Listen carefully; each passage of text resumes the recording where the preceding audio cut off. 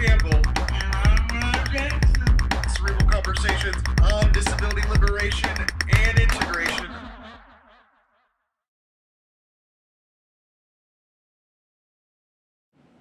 Hello, everybody, and welcome to Cerebral Conversations, Episode 10. This is Cerebral Conversations on disability liberation and integration. I'm CJ Campbell. And I'm Ron Jackson. Ron, it's Episode 10. We made it to double digits. Double digits. Let's get cerebral. Let's do it. So tell me about your week. My week was pretty good. I actually went fishing this week. Did you catch a fish this big? No, I didn't catch anything. I caught tree limbs. Well, and a frog. Tree limbs are... Wait, you caught a frog? Yeah. Like a hook? Yeah. Did it die? No. We That's got it off before it died. Yeah. Well, catching a frog is something, right? I guess. I guess.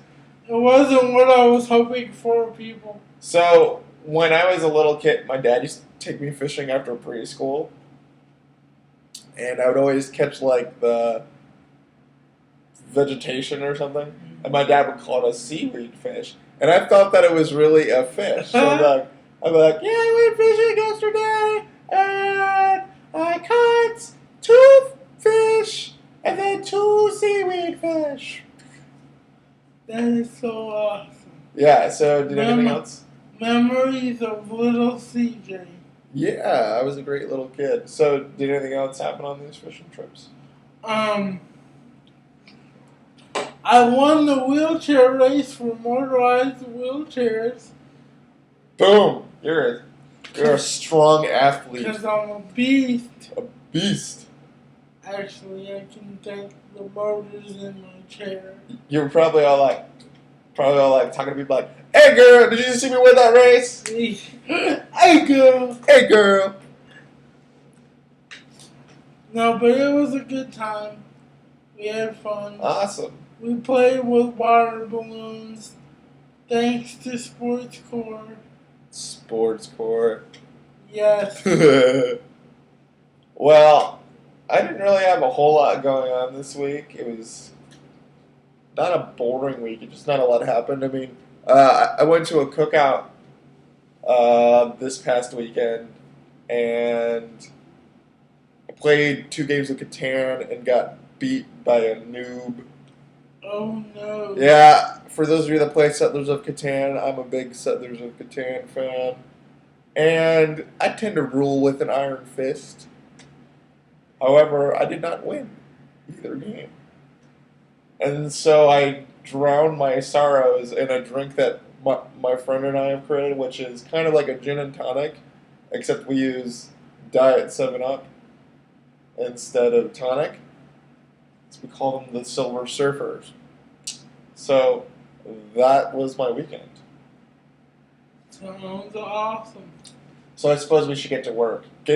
Give the people what they really want. Even though it is summer break, we still have work to do. Yes, we should give the people what they want, which is conversations on disability liberation and integration. That are cerebral. Yeah. Alright, so this week's topic, as we're going on in this new format, talking about disability and education, we're going to be talking about the awkward middle school years. Dun dun dun. So, why don't you talk to me a little bit about what your experience was like in middle school? Well, I went to Eisenhower, so it was pretty unique because we had a mixture of cultural backgrounds, and they didn't really know what to do with me when I got there. Because they had only had people with disabilities who also had cognitive disabilities, and they thought that I was similar. However, they quickly found out that I wasn't. So, it was quite awkward for my first year there because I kept having to fight the system and show them that I belonged in regular classes and that I did not need that much assistance when it came to going to school. Yeah, I think I had a bit of a similar experience. I mean, the these early adolescent years are incredibly awkward, but it was during this time of my life that I really began to notice the differences between myself and my able-bodied classmates, and partially that was due to being thrown in this special education track, which partially was deserved because I am still to this day horrendously terrible at math. I think I can barely do math at a eighth grade level, which I found that actually that isn't so below average for most people I know. Uh, but that's when I really started to have a hard time, and I noticed the gap between me and my able-bodied friends kind of widening because also I was thrown into other special education classes that I didn't really feel like I needed, especially when it came to English and things of that nature. And so I saw this ever widening gap, and then also I had a lot of uh, instability in my home life, which only exacerbated all the other stuff that I was going through. So this is where I really started to get into some of the first bouts of really heavy depression and issues of mental health came on. And I think some of it was attributed to the fact that I was so isolated. Yeah, I can remember having some turbulent home times as well, and I kind of used it as motivation to excel. But now that I'm older, I recognize that I also had some mental health issues at that time because I was dealing with body image issues and that sort of thing. Yeah, it's a hard it's a hard season of life for anyone. Hmm. But when you have unique challenges that usually your school system is not equipped to know how to handle, it becomes this whole game where you feel like you are literally the only one in the world that is dealing with these issues. And then to be thrown into special ed programs with people that I can't connect to on a lot of basis made it feel like I had no place where I belonged because I didn't belong with the able-bodied people. I didn't belong in the special ed program. I didn't belong at home. I felt I didn't belong outside of school. I wasn't really involved in any sort of extracurricular activities, and so it was just a really lonely period, which I think kind of what we're really trying to get at is that I feel in my experience in talking to young people, young crippled brothers and sisters with is that this is the most crucial time for integration to be a part of the priorities of their um, scholastic careers. And the reason is because you're also learning who you are as a person, so it's important that you integrate as much as possible with people who are able bodied in an environment that society perpetuates throughout your life. Absolutely. In the grade school or elementary school, or for those of you that call it primary school years, a lot of it is based on communal aspects, which you can. So if someone has any sort of gaps socially, they can be kind of managed well within a classroom because you have I know for me I had between 20 to 30 other kids in my classroom And so I was just a part of one classroom since we didn't have other bodies that we were really dealing with. It was one classroom. It was easy for me to compensate for any lackings that I did have. And most of my lackings were just kind of physical facilitation and stuff like that. Um, so I had a teacher's aide with me, and then towards the end of my primary school years, uh, they said I didn't need a teacher's aide anymore, which I think was a good call. The only problem is that it was right around the time that I started going into those middle school years, and they didn't realize it, but my aide was kind of like my best friend in the classroom. And so then all of a sudden there's this huge gap. And part of it is that people are establishing their individuality, as you said, and they're learning kind of who the have-nots and and haves are. And so if I'm constantly in a track of classes, I mean, for me it was only two classes, but that significantly showed people that I wasn't one of them. It puts you in a very low place on the hierarchical totem pole Absolutely. of school society. Yeah, and then also this is the part where girls and sexuality starts coming in, and it was established real quick that I was not boyfriend material in middle school.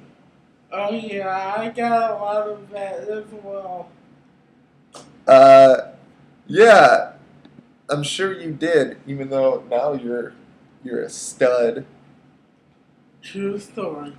Um, Something that I would like to touch base on is what I would have really probably benefited from during these years is to have a slightly older um, brother or sister with disabilities, probably a brother at at this time period, who had a similar disability than me, who was maybe I would say 17, 18, that could kind of talk me through some of these things that I was doing. Because first of all, even though I was receiving like sex ed stuff and all of that, uh, it didn't always connect in my brain that it was the same for me. Because uh, as you and I are getting older, we find out that romance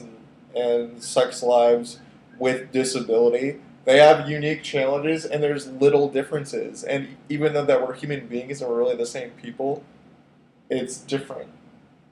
Yeah. Um, my first sex education class was really awkward because I felt like there was no one there to teach me how to navigate my feelings as a crippled man or young adult, however you want to put it, and be safe about protecting myself or the person I might engage in these things with. So, as CJ said, an older peer would have been nice to have at that time. Yeah. And I know that one time during middle school, they brought in this like 45-year-old man to talk to me like once or twice. But the thing was is that he was 45, he was married. I couldn't connect that like we were ever on the same level. Plus, he was like a paraplegic. So like sex for him was going to be completely different than I assume that sex is going to be for me. Yeah. And uh, it would have been helpful to like have a guy who is a little bit older than me that I could be like, okay, well that's what high school is going to look like. Uh, you know, oh, so you go on dates or you don't go on dates? What's that like? How are you dealing with that? That would have been super helpful. Um, so with our final part of it, let's start talking about the importance of a liberatory mindset towards disability and sexuality. Well, as we've said, there's not a lot of information or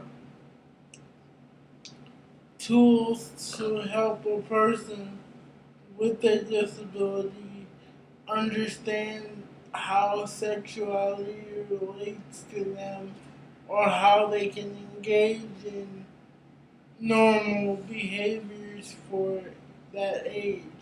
So I think the school system should become more aware of this fact and try to make curriculum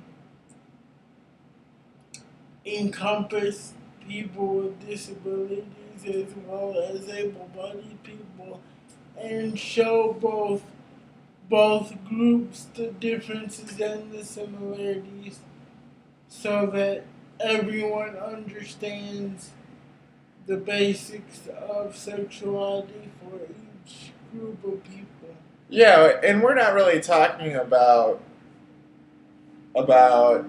having separate classrooms or anything like that, because one of our goals is if and when possible integrate crippled brothers and sisters. Also, if they don't want to be integrated, I know a lot of like separatist crippled brothers and sisters, and I get it to a certain extent, but I think that if we were talking more about sexuality in the compass of disability, you would see a lot less of fetishizing of disability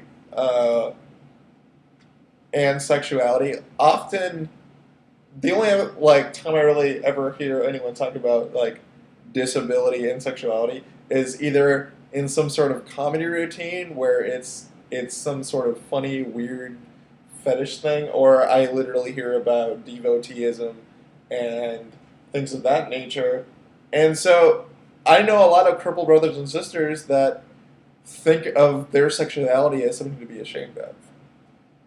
And I think that if we talked about this at a younger age and be like, crippled brothers and sisters have sex, they have sex drives, they're normal people, and sometimes their bodies work differently, but for the most part they're just average people.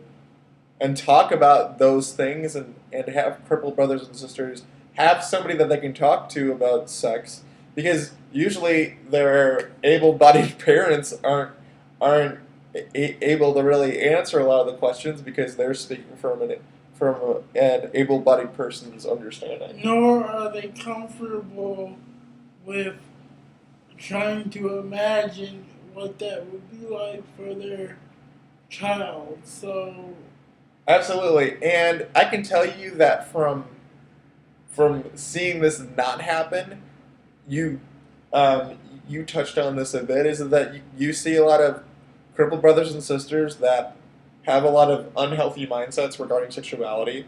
I think that pornography addiction is pretty big in crippled culture. Also, you have a lot of people that are so desperate for attention and affection that they end up getting into relationships that are unhealthy, or getting into relationships that are kind of predatory, or they get taken advantage of in nature. yeah. I mean, I honestly don't know many crippled brothers and sisters that are in healthy dating relationships at this point. And on the other side of the spectrum, you have the crippled brothers and sisters, like CJ said, that are ashamed that they even have these feelings because they can't understand how they can facilitate them. So it turns into anger and self-hatred a lot of times. Absolutely. I think that we're definitely going to have a block of episodes on love, sex, and dating probably pretty soon. Yes. But we should probably end this episode and continue on our journey with education and disability. But for those of you that are wondering what happened with the Cheerside chat, to be honest and frank, Only one person showed up, so we decided to cancel it because we couldn't really facilitate a worthwhile discussion with one person that could only be there for 10 minutes. We do thank Bill, however. Yeah, thank you, Bill. But we will try to schedule on next month, and I guess we'll try to get the word out a little bit better. But for those of you that are watching this show regularly or just stumble upon this, you can check us out on our Facebook page, which is facebook.com/Cerebral Conversations. We're also on Twitter at Cerebral Convos. And please email us your stories and feedback, or even on our social media. You can email us at cerebralconversations@gmail.com. You can also follow my blog, The Running Search, at cjcampbell.tumblr.com as I prepare to head to LA for a couple days in about 2 weeks. I love LA. Amen. How can they get a hold of you? You can find me on Facebook under Ron Jackson. Okay, guys. So we'll check you next week. Keep it cerebral. Peace.